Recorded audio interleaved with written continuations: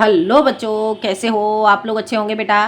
बेटा आज मैं आपके लिए लेकर के आई हूँ यूपी बोर्ड 10th क्लास के लिए मेवाड़ मुकुट खंड काव्य से भामा शाह का चरित्र।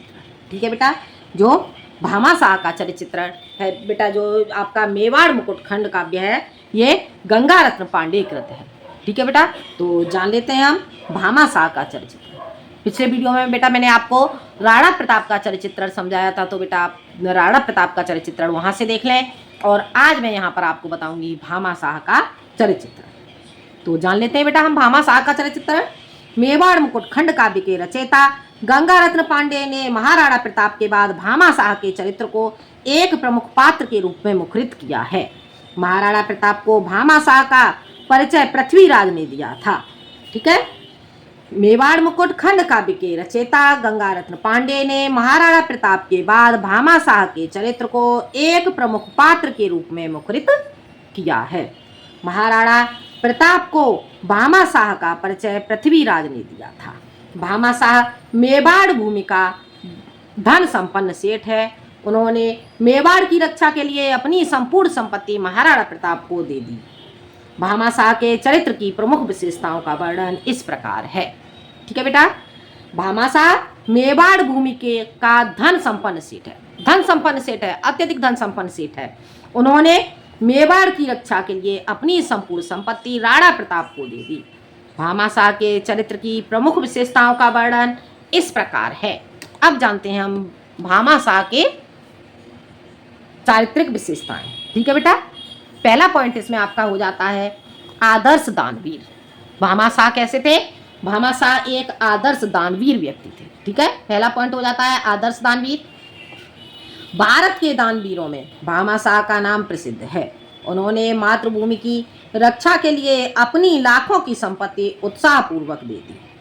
आगे समझ में, भारत के दानवीरों में भामा शाह का नाम प्रसिद्ध है। उन्होंने मातृभूमि की रक्षा के लिए अपनी लाखों की संपत्ति उत्साहपूर्वक दे दी। ठीक है बेटा, अगला पॉइंट आपका हो जाता है सच्चे देशभक्त। भामा शाह कैसे थे? सच्चे देशभक्त। देखो, भामा शाह के हृदय में देश के प्रति भक्ति कूट कूट कर भरी हुई थी।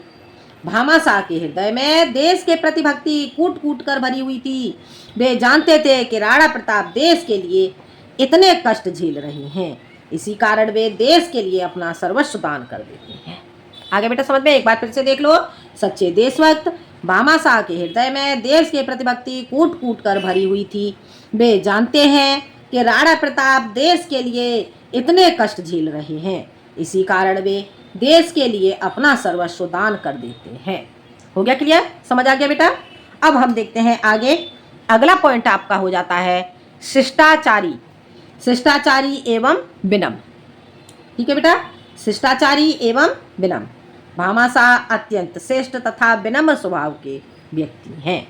भामा शाह अत्यंत श्रेष्ठ तथा विनम्र स्वभाव के व्यक्ति हैं। वे स्वयं को सेवक मानते हैं और महाराणा प्रताप को देव कहते हैं। ठीक है, इसे देखेंगे, यहाँ पर को कर लेंगे बेटा। वे स्वयं को सेवक मानते हैं और महाराणा प्रताप को देव कहते हैं। एक बार फिर से देखो, शिष्टाचारी एवं विनम्र। भामा शाह अत्यंत श्रेष्ठ तथा विनम्र स्वभाव के व्यक्ति हैं। वे स्वयं को सेवक मानते हैं और महाराणा प्रताप को देव कहते हैं। हो गया क्लियर? अगला पॉइंट हो जाता है कर्तव्यपरायण। कर्तव्यपरायण।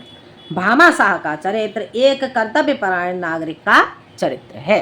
भामा शाह का चरित्र एक कर्तव्यपरायण नागरिक का चरित्र है। अपनी कर्तव्यपरायणता से प्रेरित होकर वे अपनी संपूर्ण संपत्ति महाराणा प्रताप को अर्पित कर देते हैं। वे जानते हैं कि अपने देश के लिए मर मिटना उनका प्रमुख कर्तव्य है। मुझे क्लियर? समझ आ गया? एक बार फिर से देखो, भामा शाह का चरित्र एक कर्तव्यपरायण नागरिक का चरित्र है। अपनी कर्तव्यपरायणता से प्रेरित होकर वे अपनी संपूर्ण संपत्ति महाराणा प्रताप को अर्पित कर देते हैं।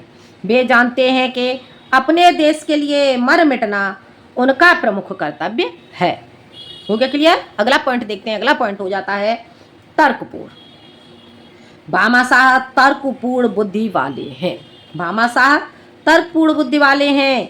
जब महाराणा प्रताप विभिन्न तर्क देकर उनकी संपत्ति लेने से इनकार कर देते हैं, तब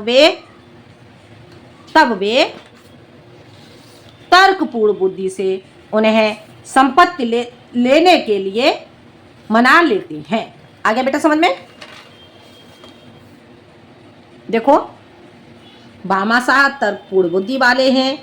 जब महाराणा प्रताप विभिन्न तर्क देकर उनकी संपत्ति लेने से इनकार कर देते हैं, तब वे अपनी तर्कपूर्ण बुद्धि से उन्हें संपत्ति लेने के लिए मना लेते हैं। आगे समझ में? आगे निष्कर्ष।